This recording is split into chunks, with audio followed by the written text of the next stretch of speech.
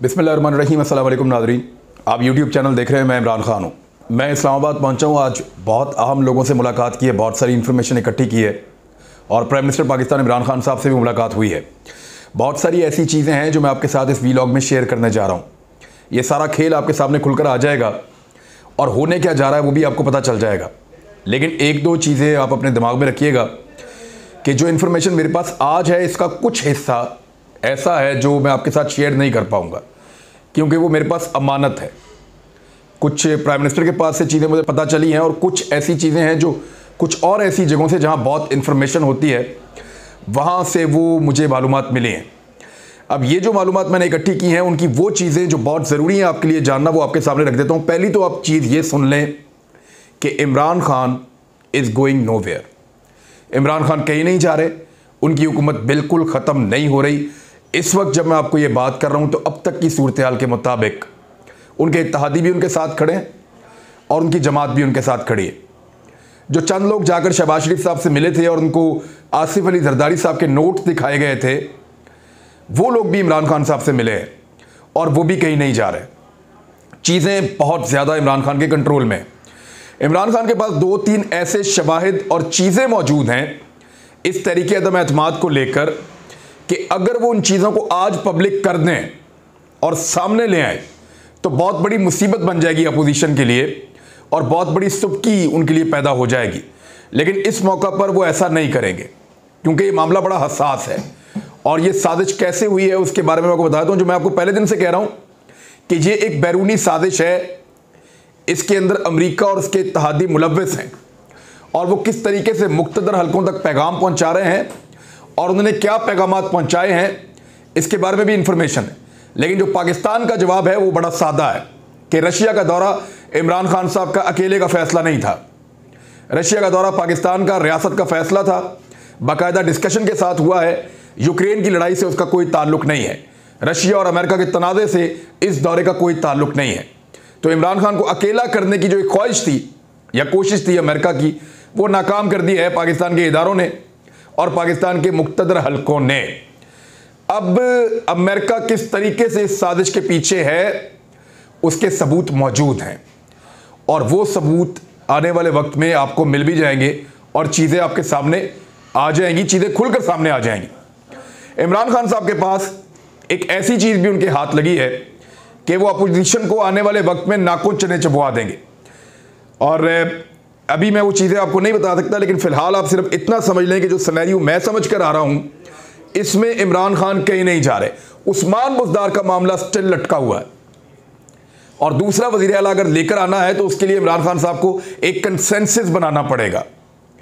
और जो लोग भी तकाजा कर रहे हैं या जो ताकतें भी तकाजा कर रही हैं कि उस्मान बुज़दार की जगह दूसरा वज़ीर आला होना चाहिए, वो सब सर जोड़ के बैठे सिर्फ ये सोच रहे हैं कि एक नए आदमी के लिए कंसेंसस कैसे बनाया जाए, एक नए आदमी के लिए सबको मुत्तफिक कैसे किया जाए।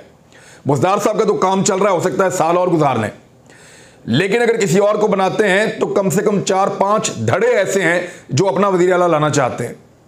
तो वहां पे कंसेंसस करवाना बहुत मुश्किल है, वहां पे सबको मुत्तफिक करना बहुत मुश्किल है। लेकिन ये उस्मान बुज़दार वाला एपिसोड भी आइंदा चंद दिनों में किसी ना किसी साइड पर लगने वाला है, ये भी मैं आपको पक्की इंफॉर्मेशन दे रहा हूं। जबकि इमरान खान साहब अब तक की इंफॉर्मेशन के मुताबिक, जो अब तक के आदादो शुमार और ग्राउंड रियलिटीज हैं उनके मुताबिक he is going nowhere. Opposition ने अपने आप को एक जाल में खुद ही फंसा लिया है और वो बहुत बुरी तरह उलझ गए हैं। अब उनकी जान नहीं बचती क्योंकि इसकी बहुत बड़ी कीमत उनको चुकानी पड़ेगी। चौधरी साहब ने पहले उनको समझाया था, चौधरी बरादरान ने, कि इमरान खान को पहाड़ पे आप चढ़ा देंगे और खुद जमीन के अंदर धंस जाएंगे जो हरकत आप करने जा रहे हैं। चौधरी शुजात हुसैन तब आखिरी वक्त तक समझाते रहे कि ऐसा मत करना, लेकिन अपोजिशन ने अपने पांव पर खुद ही कुल्हाड़ा मार लिया है। अब वो सारे इमरान खान के सामने आके फंस गए हैं। अगर इमरान खान कामयाब हो जाते हैं तो ये एक बहुत बड़ी मुसीबत उनके लिए बन जाएगी। लेकिन उससे पहले फजलुर रहमान साहब के बंदे अंसारुल इस्लाम, वो बंदे पहुंच गए पार्लियामेंट लॉजेस में। उनकी वीडियोज आ रही हैं, तस्वीरें आ रही हैं और वो अपना मखसूस यूनिफॉर्म पहनकर ट्रेनिंग करते हुए पार्लियामेंट लॉजेस में पहुंच गए हैं और वो अब ये कोशिश करेंगे कि इस्लामाबाद की सिक्योरिटी को और उस मखसूस एरिया की सूरत हाल को अपने हाथ में ले लें। अब वो एरिया जो है वो फैजाबाद तो है नहीं, अब वो एरिया जो है वो डी चौक भी नहीं है, वो एरिया पाकिस्तान का हसास तरीन इलाका है, वो रेड जोन है, वहाँ स्पेशल सिक्योरिटी जोन है, वहाँ वज़ीर-ए-आज़म ऑफिस है, वहाँ पे सदर पाकिस्तान का ऐवान सदर है, वहाँ पे पार्लियामेंट है, वहाँ पे सुप्रीम कोर्ट है। और इससे पहले एक एपिसोड हो चुका है जब तारुल कादरी साहब और इमरान खान साहब लॉन्ग मार्च लेकर वहाँ गए थे। तो अब वहाँ तक जाने की और डंडा बरदार फोर्स के वहाँ रहने की इजाज़त देना इदारों के लिए बहुत मुश्किल होगा माजी के रिकॉर्ड को देखते हुए। सूरत-ए-हाल ये है कि अंसारुल इस्लाम के लोग सिक्योरिटी देने के नाम के ऊपर आए हैं कि जितने अरकान असेंबली होंगे जो इमरान खान के खिलाफ वोट डालना चाहेंगे वो उनको इकट्ठा करके एक जत्थे के अंदर लेकर जाएंगे और उनको बाहिफाजत असेंबली तक पहुंचाएंगे। उन्हें यह लगता है कि वो इस तरीके से लोगों को असेंबली में ले जाएंगे। दूसरी जानिब इमरान खान साहब ने भी डी चौक में तारीख के सबसे बड़े जलसे का ऐलान किया है। क्या वो इतना बड़ा जलसा कर पाएंगे? पूरे पाकिस्तान में तहरीक इंसाफ के वर्कर्स को मुतहरिक किया जा रहा है, सोशल मीडिया पे कैंपेन चलना शुरू हो गई है और डी चौक इस्लामाबाद के अंदर तारीख का सबसे बड़ा जलसा इमरान खान साहब करने जा रहे हैं। इससे पहले भी इस्लामाबाद के जो सबसे बड़े जलसे हैं वो इमरान खान साहब माजी में कर चुके हैं और अगर अब वहां पे एक बड़ा जलसा होता है तो फिर तसादुम का खतरा मौजूद रहेगा अंसारुल इस्लाम के कारकुनों के साथ, पाकिस्तान तहरीक इंसाफ के कारकुनों का। मौलाना फजलुर रहमान साहब ने वक्त से पहले अपने कारकुनों को यहां इसलिए पहुंचाया कि उनको भी यह नजर आ गया है कि तहरीक अदम एतमाद कामयाब नहीं हो रही। अगर तहरीक अदम एतमाद कामयाब नहीं होती तो दूसरा ऑप्शन यह है कि इस्लामाबाद में एक ऐसा तसादुम करवाया जाए जिसके नतीजे में हुकूमत को घर भेजने के लिए एक बड़ी तहरीक शुरू हो सके। मेरे ख्याल में हुकूमत को हर हाल में तसादुम से बचना चाहिए। वो अपना जलसा ज़रूर करें, अपना शो ऑफ पावर ज़रूर करें, लेकिन इमरान खान साहब इस वक्त जिस एग्रेशन के अंदर हैं, जिस गुस्से के अंदर हैं और जिस किस्म की सूरत हाल नज़र आ रही है वो भी पीछे हटने को तैयार नहीं है।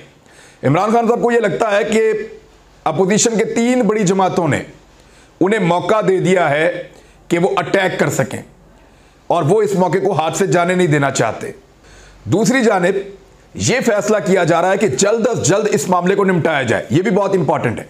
अगर हुकूमत डरी हुई होती या घबराई हुई होती तो वो इस मामले को लंबा लेकर जाती। वो कोशिश करते कि 23 मार्च के पीछे छुपे, चाइना के वज़ीर ख़ारजा आ रहे हैं, वो कोशिश करते कि OIC के इजलास के पीछे छुपें, पूरी दुनिया से जो है वो मुस्लिम उम्मा के वज़ीर ख़ारजा आ रहे हैं तो उनकी कोशिश होती है कि वो इन चीज़ों के पीछे छुप जाएं। OIC के इजलास में जो है वो चाइना के वज़ीर ख़ारजा को भी बुला रहे हैं OIC के इजलास में, तो 23 मार्च में और इसके पीछे छुपने की कोशिश करते। लेकिन हुकूमत ने फैसला किया है कि यह सारा एपिसोड हुकूमत ख़त्म कर देगी इन दोनों इवेंट से पहले, यानी 23 मार्च की परेड और उससे पहले जो सूरत हाल बन रही है OIC के इजलास की। इन दोनों चीज़ों से पहले हुकूमत तहरीक अदम एतमाद को नाकाम बनाना चाहती है।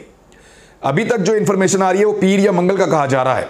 ज़्यादा चांसेस है कि मंडे को यानी 14 तारीख को कौमी असम्बली का इजलास बुलवाया जाए और अगले 3 दिन के अंदर इसके ऊपर बहस करवा के तहरीक अदम एतमाद करवा दी जाए। प्रॉबेबली 18 तारीख को, यानी 18 तारीख को जो दिन होगा वो होगा जुमे का।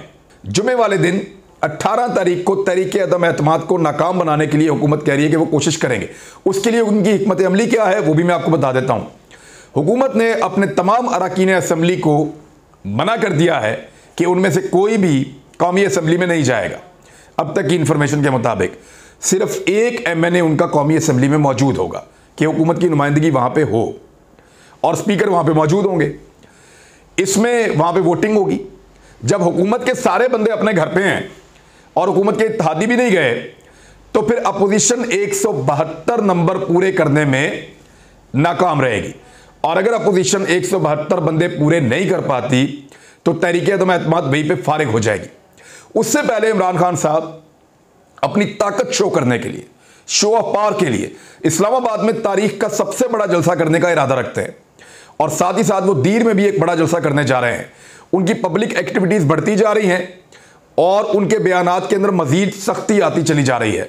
अमेरिका इस सारे गेम के पीछे है, उसका एक सबूत तो मेरे पास भी है, मैं आपको दिखा देता हूँ, आपको बता भी देता हूँ। बल्कि बहुत सारे अमरीकी सदर हैं वो बार बार रिजीम चेंज की बात करते रहे हैं। डोनाल्ड ट्रंप ने ये बात की, ये बात जो है वो बराक ओबामा ने की, ये बात जो है वो बुश ने की, ये बात रेगन ने की। अमेरिका के जितने भी सदूर आते रहे हैं वो दुनिया के मुख्तलिफ ममालिक में रजीम चेंज करते रहे हैं और वो उसका बरमला इजहार भी करते रहे हैं। बारहा अमरीकी सदरों ने कहा या उनके सदूर ने कहा कि हमने CIA के ज़रिए से फ़लाँ फ़लाँ मुल्कों की हुकूमतें गिरा दी या वहाँ का हमने रजीम चेंज कर दिया है। अब पाकिस्तान के साथ जो उनका फड्डा शुरू हुआ वो एब्सोल्युटली नॉट के बाद शुरू हुआ और पहुँच गया है तहरीक अदम एतमाद तक, और इसके अब सबूत मौजूद हैं।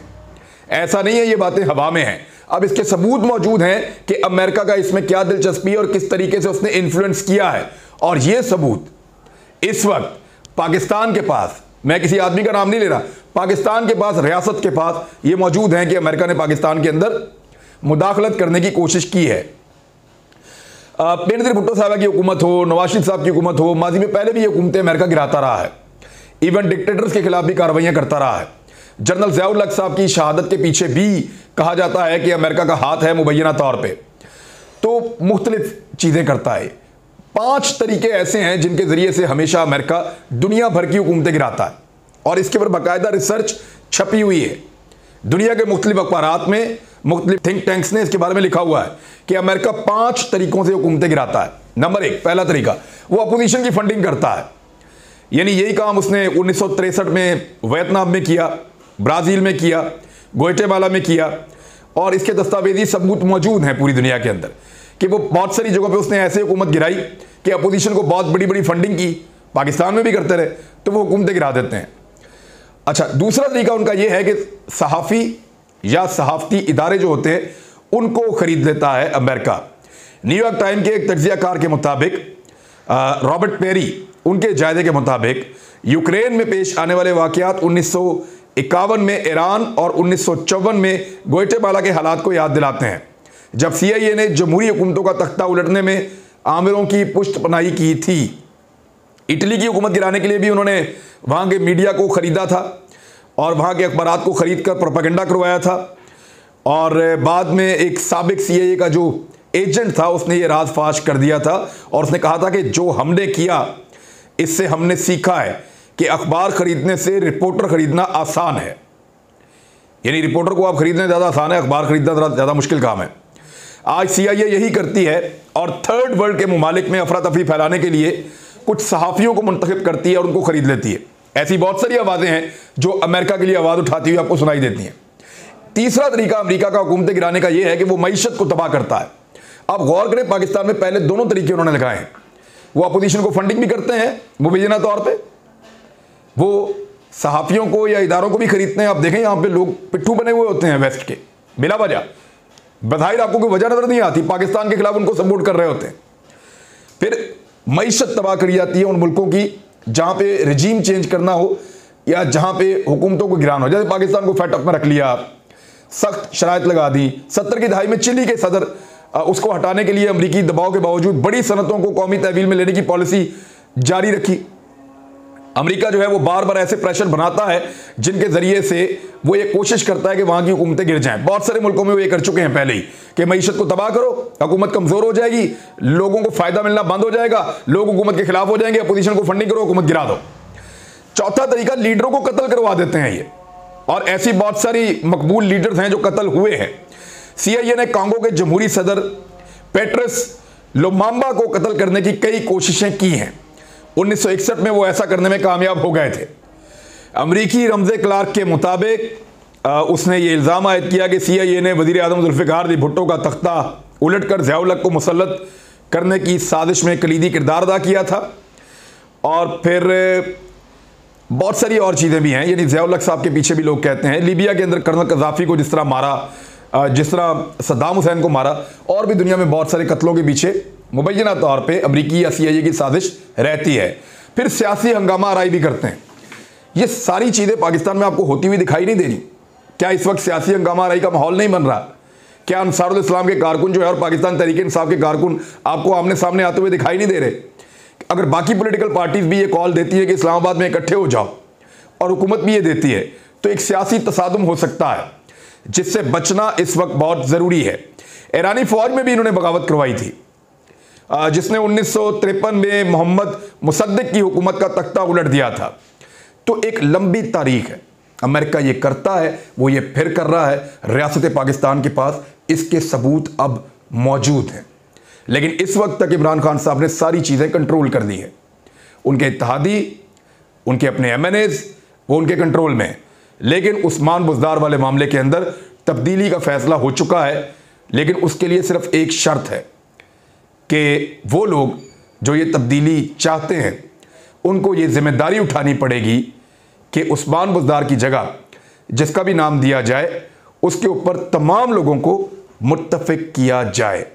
अब जिनको समझ आए वो मेरी बात समझ गए हैं मैं क्या बात कर रहा हूँ। अब तक के लिए इतनी, अपना ख्याल रखिएगा, अपने इस चैनल का भी। अल्लाह हाफ़िज़।